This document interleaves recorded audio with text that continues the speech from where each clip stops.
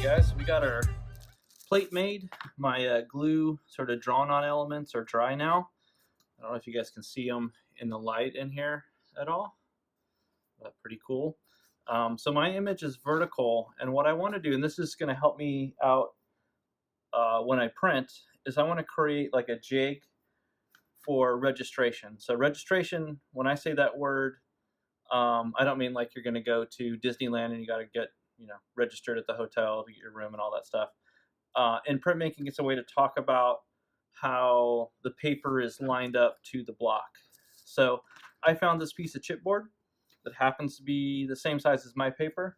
So I wasn't able to get the paper that I recommended to you guys in the materials handout, which is a Kozo rice paper sketch pad, which is going to save you guys a fair amount of money because you're going to have more than enough paper for the semester. Instead, I had to buy single sheets that I then cut down to be, the size that I wanted. But anyway, I have the same size paper as this piece of chipboard right here, which is just from another sketching pad or tracing paper pad. And a quick way to line up my paper and board each time is to go ahead and mark center.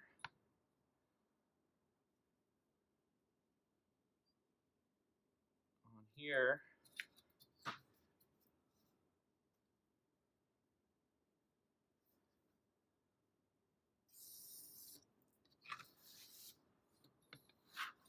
I'm going to do it from both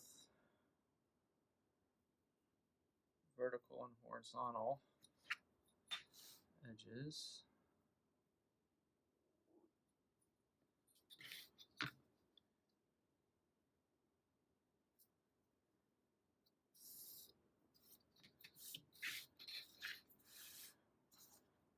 I'm going to do the same thing on my little Collograph.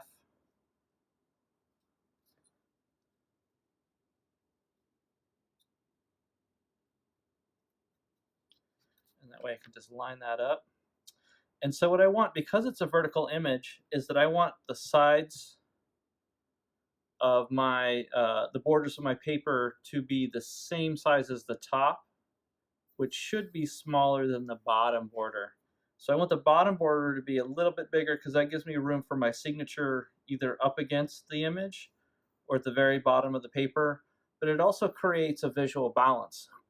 If I print this exactly in the center, it will look like it's falling off the page. It'll look like it's printed too low, even if it's perfectly centered. And it's just a visual trick that happens. Just the weight of the image on the page causes the borders to kind of give way at the bottom and seem like they're too thin. So I'm just going to do a quick measure. I think I have about 1.5 inches on each side. So I'm just going to do a little mark up there.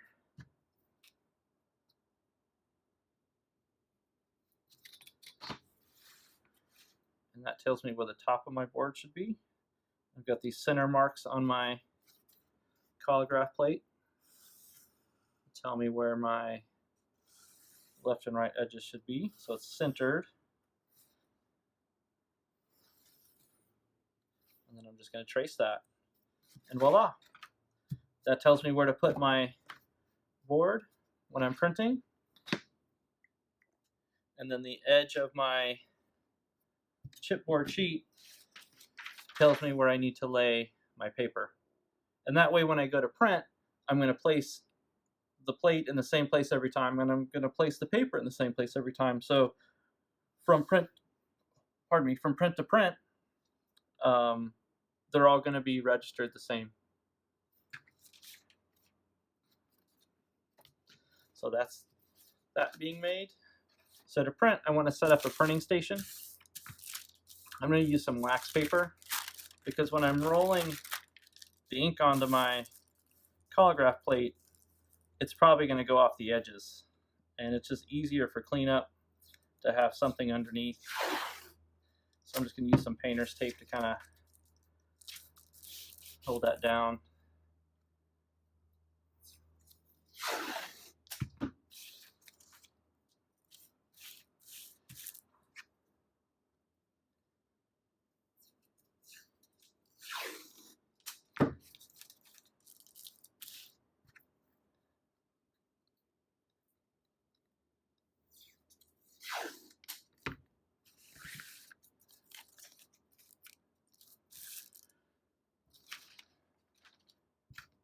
And then I'm going to want a piece of plexi or plexiglass. So this is just a real thin, cheap piece of plexiglass. You can get it from like really low-end frames from Walmart and Target, dollar store sometimes. Glass would work as well, but it's a lot more fragile and might break. And then you got sort of sharp shards and whatnot. So plexi is kind of, I think, preferable. If I had a large enough piece, I would just put it down underneath everything and I wouldn't necessarily worry about the wax paper. So again, if you're going to go buy, like say, a poster frame that's 24 by 36 that comes with a piece of plexiglass on it, that's kind of a great surface to work on. All right, so it's again some tape to hold it in place so it doesn't move. I'm going to want a brayer to print with. If you don't want to order a brayer, you can go to, again, Walmart and just get one of these 3 or 4 inch foam rollers for paint. And then if you get a pool tube, you can cut it with your utility knife or X-Acto knife so it's the right or same size as that roller, and voila. I've got a little homemade brayer. I'll probably have to replace the pool tube part of it between prints. I don't know how well that's going to hold up to ink, but I don't know. We'll try it and find out. All right, so when printing with my ink, we're going to use some acrylic ink, which dries relatively quickly, so you're going to either want to get some retarder, which is what this is, in your ink, or some moisturizing lotion, which apparently does the same thing as the retarder does. Someone online posted that this brand worked the best for them.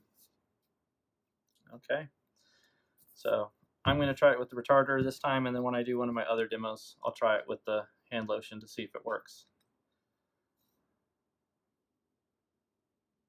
So a little bit of ink out of the tube there. And what the retarder base is going to do is just going to keep the ink from drying so quickly.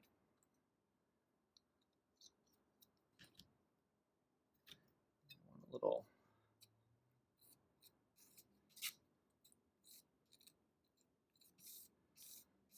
you just want to kind of scoop and draw, pull it so it sort of gets mixed in.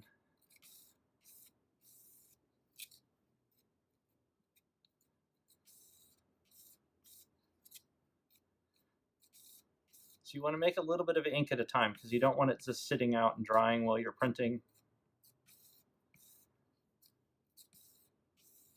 But you probably want enough that you could make 2 or 3 prints because it won't dry that quickly. So I'm just going to lay out a thin band of it. Roll my little squeegee, or sorry, brayer in there. And I should hear a little bit of a sizzle sound.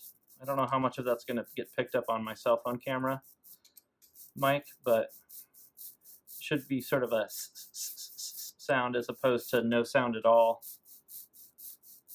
or a real loud sound.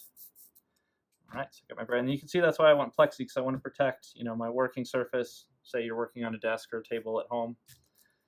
You don't want to get your parents' table all messy. So I'm going to lay this on here. And then I can just start rolling ink onto it.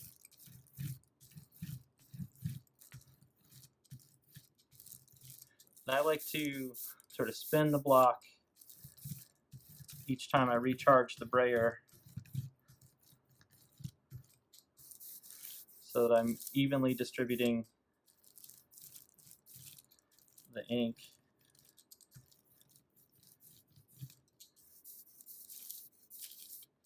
across the whole surface and not just going at it from the same direction each time.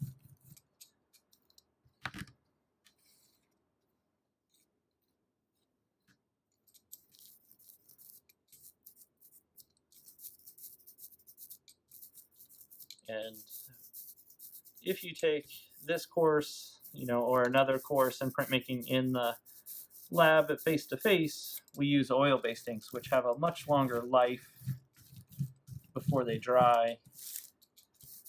And so this is going to be a little bit tricky for me, and then also for you guys, I think, just to kind of figure out how much time you have before it dries on the block.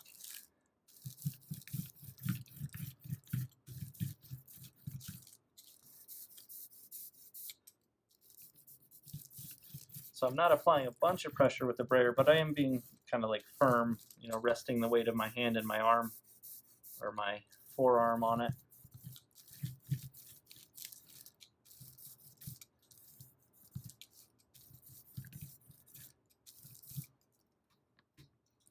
And it should be shiny with ink. Sometimes you get almost like an eggshell texture. And generally the first print takes a little bit more ink to get it rolled up than the next one. And the reason for that is between prints, usually a little bit of ink is left on the board after you've printed, and that kind of helps you build up ink for the second and third and fourth print.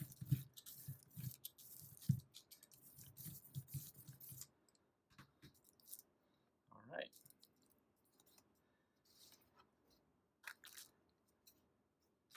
So I've got that little jig that I made. Line that up.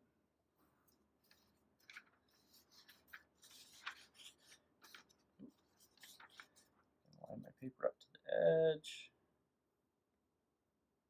of the chipboard. And I like to put a little bit of pressure down with my hands at first, just to kind of make sure the paper's sticking to it. And then I want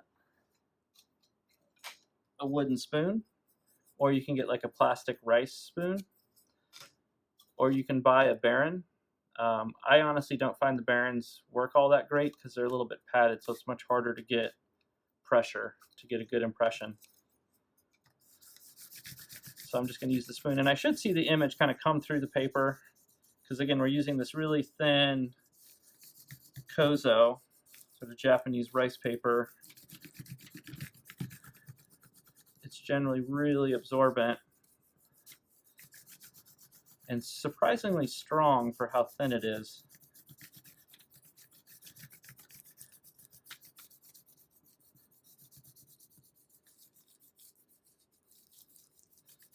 So I want to use one hand to hold the paper and the board down, and you'll notice it maybe slipped a little bit there. And then I'm using my dominant hand to kind of push down. I found sort of like a circular technique tends to work the best for me, but I know a lot of people tend to kind of go just directional, like at a diagonal, and then like vertical, horizontal, and just, you know, they change the direction depending on which part of the block or image they're printing. You can see the fold marks from the cereal box I used for my raised areas, how that's going to kind of impact how it takes ink in that border, which is again just part of the animal. You know, when you're using found materials, they become part of the artwork. All right, let's take a quick peek. So I got a little bit of salt, which is what we call when you can see the color of the paper in your print. And generally a little bit of salt is acceptable. And even desirable. All right. There's my first print. So I'm going to go ahead and switch the video to time lapse, and I'll print my next 5.